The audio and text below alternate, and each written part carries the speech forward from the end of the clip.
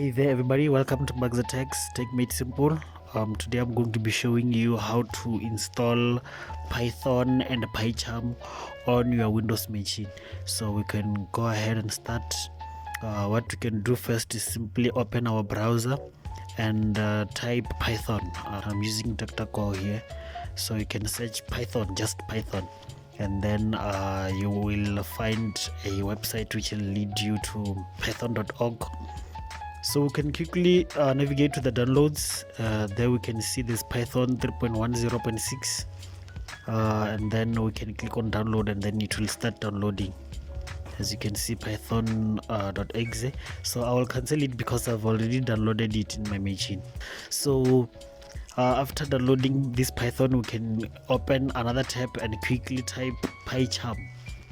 Pycharm, which is the IDE that is going to help us code in Python.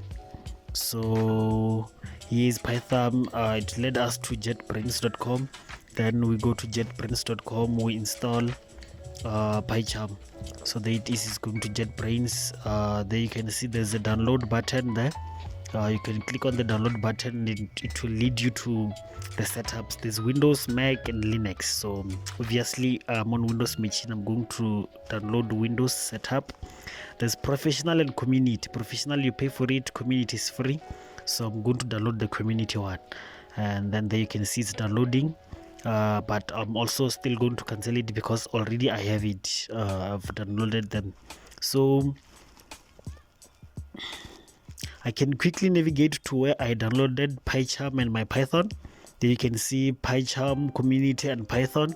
So what I'll have to do first is to install Python, because there's nothing that we can do without Python.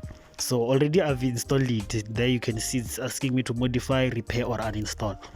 So I'll just cancel it since already I have it. I have it installed on my PC. There you can see.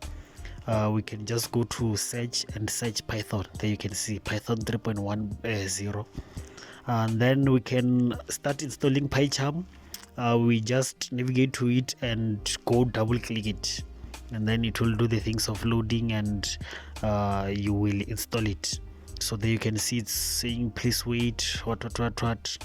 So it will ask you for permission if it does need permission, and then there we go. You can click next, the installation wizard, next. Here we can click on everything so that it comes with these things, and then you click next, and then you will click on install. Now we'll click on install and wait for it to do everything. As you can see, it's loading everything, and then we are done. Now it's asking us to reboot now, or I want to manual reboot later. So I'll manually reboot it later.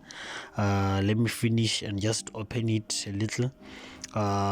It wants us to reboot so that it can load some of the things. Most of the things, they require your machine to restart first before they can be used, most plugins. So we can confirm and continue.